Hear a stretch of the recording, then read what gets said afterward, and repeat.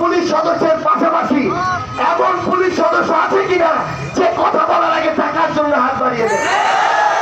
আমাদেরকে এমনও দেখতে হবে যে বড় রাজনৈতিক দলের নাম আছে, বড় বড় পদবি আছে, কিন্তু তারা আসলে জনগণের কথা বলে নাকি সিন্ডিকেট চালায়, চাঁদাবাজি করে, দখলদারিত্ব করে।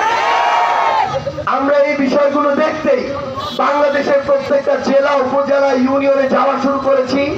আমরা যাব, এই পথ শেষ হতে জনগণ যখন মনে করবে তারা আমাদের প্রতিনিধি হতে পারে, এনসিপি আমাদের দায়িত্ব নিতে পারে, তখন জনগণ দায়িত্ব দিবে, তার আগে প্রয়োজন নাই। আমরা এই ইউনিয়ন, উপজেলা, জেলা পর্যায়ে ভোট চাইতে আসিনি, সমর্থন চাইতে আসিনি। আমরা আপনাদেরকে বলতে এসেছি, আপনাদের যে ঘুমিয়ে পড়া বিবেকবোধ, আপনাদের যে দাসত্বের বিবেকবোধ, সেটাকে সবার আগে জাগ্রত করতে হবে। ওই শহরগুলোতে এই অভ্যুত্থানে হাজার মানুষ জীবন দিয়েছে, 3 বছরের বাচ্চা থেকে 60 বছরের বৃদ্ধ সেখানে ছিল। কিন্তু এই যে উপজেলা, জেলা, ইউনিয়ন পর্যায়ে এখনো যদি আপনারা দলার মার্কার দালালি করেন, তাহলে এলাকার উন্নয়ন সম্ভব নয়। কারণ এতদিন ধরে আমরা সেটা করে এসেছি, ফল কি পেয়েছি?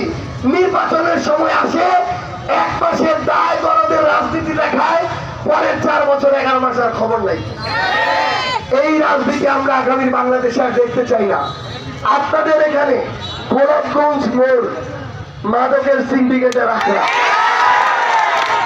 এই যে এত বড় বড় রাজনীতিবিদ, এত বড় বড় পদ, এত বড় মার্কা, এত বড় দল, তারা যদি আপনার এই বীরগঞ্জ থেকে ওই মাদকের আখড়া উচ্ছেদ না করতে পারে, তাহলে তাদের আপনাদের সামনে মুখ দেখানোর কোনো অধিকার নাই।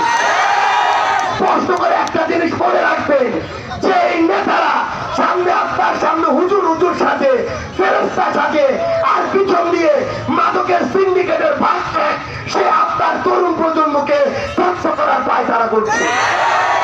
স্পষ্ট করে একটা জিনিস মনে রাখতে হবে, এমন অসংখ্য নেতা বিগত বছরগুলোতে দেখেছি, উপরে একজন সাধু সন্ন্যাসী, ভিতরে ভিতরে রাতের বেলায় মাদকের ব্যবসার সিন্ডিকেট কন্ট্রোল করে। এইসব লোককে কোনোদিন নেতা মানা যাবে না।